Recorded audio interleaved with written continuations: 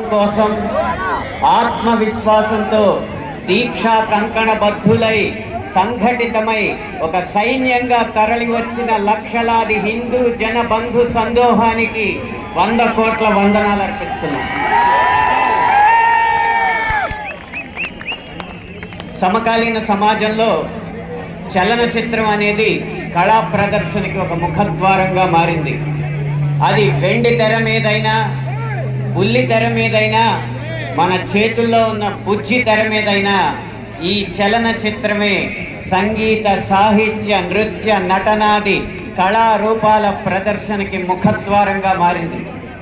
అయితే వచ్చిన చిక్కల్లా ఏంటంటే చలనచిత్రం, సినిమా అనేది ఒక వ్యాపారాత్మకమైన కళాత్మకమైన వ్యాపారం.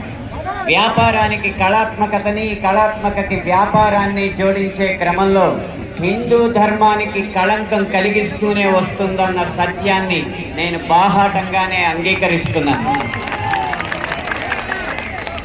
అయితే మరే రంగానికి చెందిన వాడినో అయితే జరిగిన ఈ తప్పుకి విమర్శించవచ్చు, జరుగుతున్న ఈ నేరాల్ని వీటిపైన విరుచుకుపడచ్చు.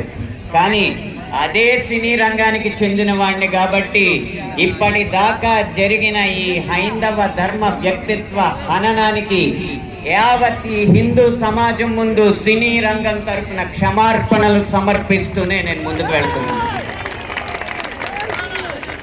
ఆ క్షమార్పణలు కనుక నేను సమర్పించకపోతే ఇంకొక మాట మాట్లాడే అర్హత కూడా నాకు లేదు. అయినా ఇక్కడ 4 మాటలు మాట్లాడడానికైనా నాకున్న ఒకే ఒక్క అర్హత ఏంటంటే, ఇక్కడ ఈ హైందవ శంఖారావాన్ని, శంఖనాదాన్ని పూరించిన విశ్వ హిందూ పరిషత్ నిర్వహించిన సరస్వతి శిశు మందిర్లో నా ప్రాథమిక విద్యా అభ్యాసం జరిగింది కాబట్టి.